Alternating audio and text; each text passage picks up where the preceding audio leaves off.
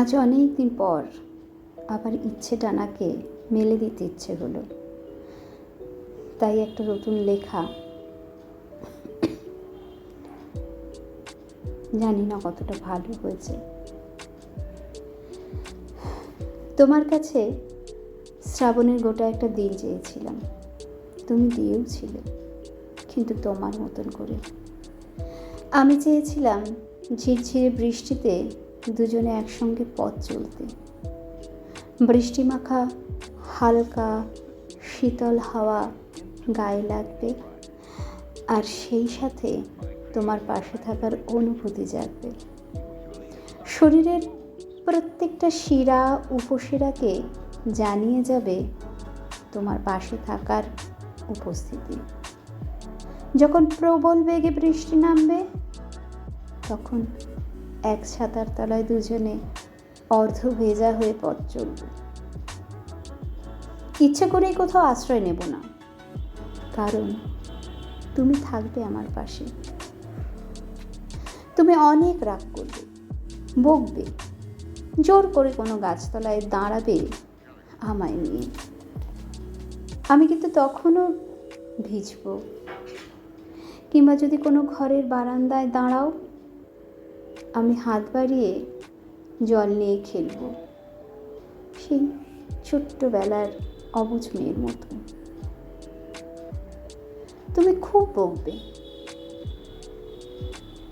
যদি আমার ঠান্ডা লাগে, শরীর খারাপ করে, সেই ভয়ে। এগুলো সব আমার কল্পনাতেই থেকে গেল।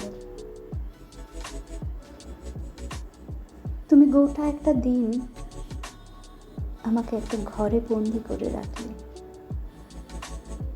শ্রাবণের বৃষ্টিতে ভেজা আমার হলো না। হ্যাঁ, আমি ভিজলাম, শুধু চোখের জলে, আর তোমার উষ্ণ ঠোঁটের ছোঁয়ায় আমার কল্পনা, আমার স্বপ্ন সব ধুয়ে গেল আমার চোখের জলে। আমার কল্পনা, আমার স্বপ্ন সব মুছে গেল তোমার উষ্ণ ঠোঁটের ছোঁয়ায়।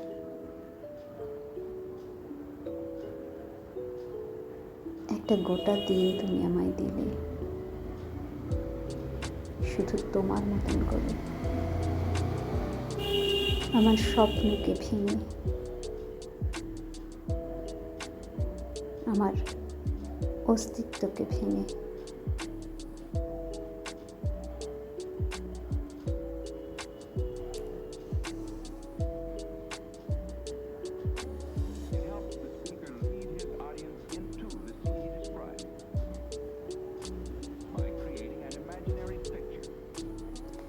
তো কেমন লাগলো একটু জানাবেন।